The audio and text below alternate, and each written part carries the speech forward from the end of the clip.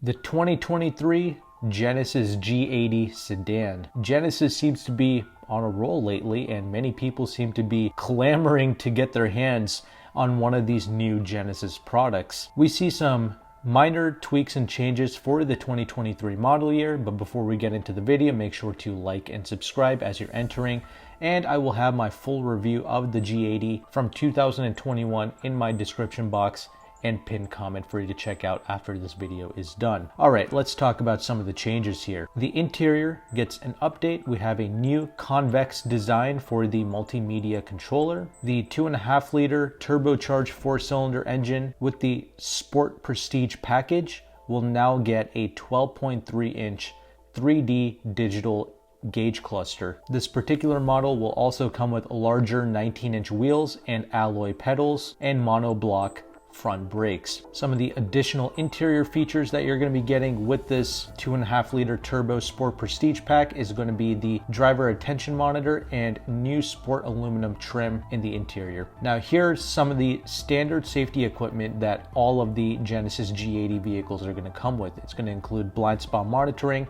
rear cross traffic alert, forward collision warning, and lane departure steering assist. Now regarding the engines, the output, and the transmissions, I mean, all of that pretty much remains the same. Like I mentioned, that 2.5 liter turbo 4-cylinder engine is going to still produce 300 horsepower, and you also have the option of getting a twin turbocharged 3.5 liter V6 engine with 375 horsepower. We're still going to be utilizing that 8-speed automatic transmission. You can get the 2.5 liter 4-cylinder with rear-wheel drive. However, all-wheel drive is optional with that 2.5 liter. But if you want the V6 engine, it's only going to come in all-wheel drive. Fuel economy for the 2.5 liter rear-wheel drive model is going to be 22 in the city, 32 on the highway. And if you get all-wheel drive with that 4-cylinder, the highway MPG is going to drop by 2. If you get the V6 3.5 liter twin turbo, you're going to be getting 16 in the city and 25 in the highway. Definitely a huge impact to fuel economy, but that's just the price you have to pay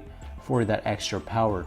Now, speaking of price, the G80 is now going to start at $50,595, including destination. This is certainly a price hike from last year, and that's for the rear-wheel drive 4-cylinder model. And this gets very expensive the more packages that you tack on. It can be upwards of over $70,000 with packages, and that's going to be on you, how you want to spec this vehicle out and which options are going to make sense for you and your family. Something to note, you can also get the G80 as a full EV as well, but good luck finding one, as they are pretty rare and they can only be sold in certain states, I believe. So I haven't tried it personally, but I did do a review of the GV60 and I was very impressed with that. So I'm assuming the G80 is going to be pretty epic as well as an EV, but that's not for everyone. Me personally, I do think the twin turbo V6 would be nice. I think that is worth paying up for, just so you know. And once again, I do think that would be a good car to lease